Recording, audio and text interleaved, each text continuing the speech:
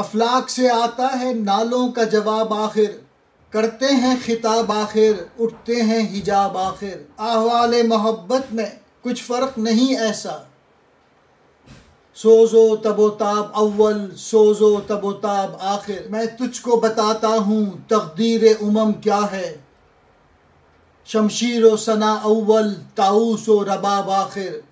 میں خانہ یورپ کے دستور نرالے ہیں، لاتے ہیں سرور اول، دیتے ہیں شراب آخر۔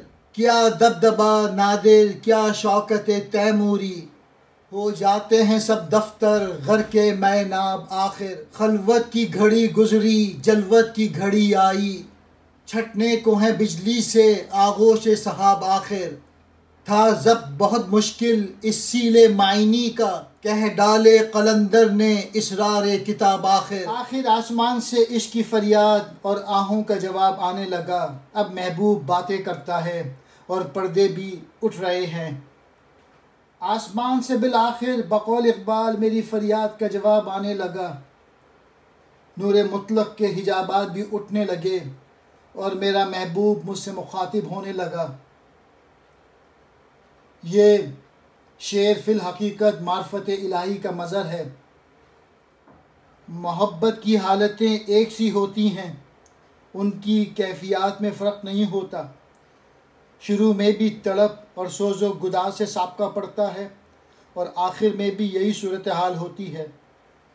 تیسرے شعر میں علامہ اقبال کہتے ہیں کہ میرے لیے یہ بتانا مشکل نہیں کہ کس طرح قوموں کی تقدیر عروج و زوال کے مراحل سے گزرتی ہے، کہ ان کا عروج اس وقت تک قائم رہتا ہے جب تک کہ وہ قوم عملی جد و جہد، عمل، ایگزیکیوشن میں مصروف رہے، اور ان مراحل سے گزرنے کے بعد جب وہ عیش و عشرت اور راگ رنگ میں مصروف ہو جائے تو سمجھ لو ان کا زوال شروع ہو گیا۔ یورپ کے شراب خانے کے قاعدے قانون بھی نرالے ہیں۔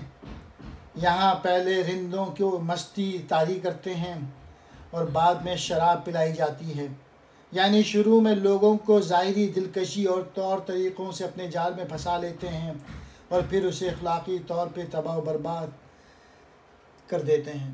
نادر شاہ جیسے بادشاہ کا دبدبہ اور تیموریوں کی شان و شوکت سب خالص شراب میں غرق ہو کر فنا ہو جاتے ہیں۔ مراد یہ ہے کہ جب تک حکمران باعمل اور جد و جہد میں مصروف رہتے ہیں ان کا عروج کا سلسلہ جاری رہتا ہے، لیکن جب وہ عیش و عشرت میں پڑ گئے تو پھر یہ عروج زوال میں تبدیل ہو کے رہ جاتا ہے۔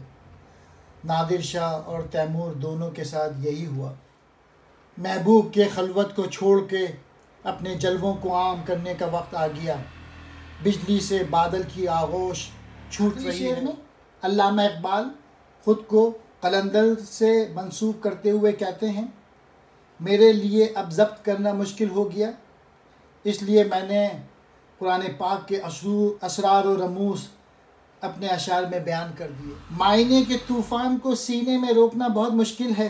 اللہ کے درویش نے آخر تمام راز ایک ایک کر کے کہہ ڈالے، یعنی قرآن مجید کے اسرار ایک طوفان تھے جو اپنے سینے میں چھپا کر نہیں رکھ سکتا تھا، وہ سارے راز میں نے ایک ایک کر کے کہہ دیے۔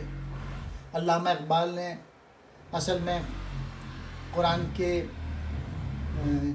کو سمجھا ہوا تھا، وہ قرآن کی آیت لیتے تھے اور اس کے بعد ان آیات کو اشعار میں کہہ ڈالتے تھے۔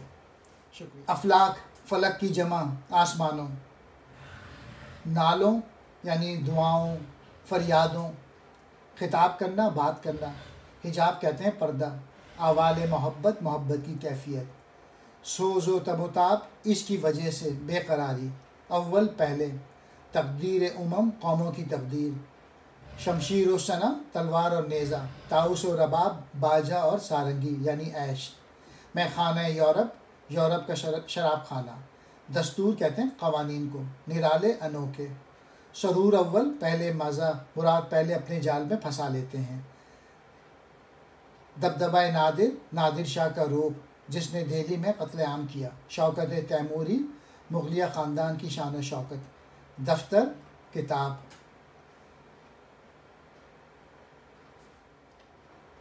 غر کے میں ناب، خالص شراب میں فنا، خلوت کہتے ہیں تنہائی کو. گھڑی گزری، وقت گزرا. جلوت کہتے ہیں محفل کو. آغوش صحاب، بادل کی گود، بادل کا دامن، ضبط کرنا، روکنا.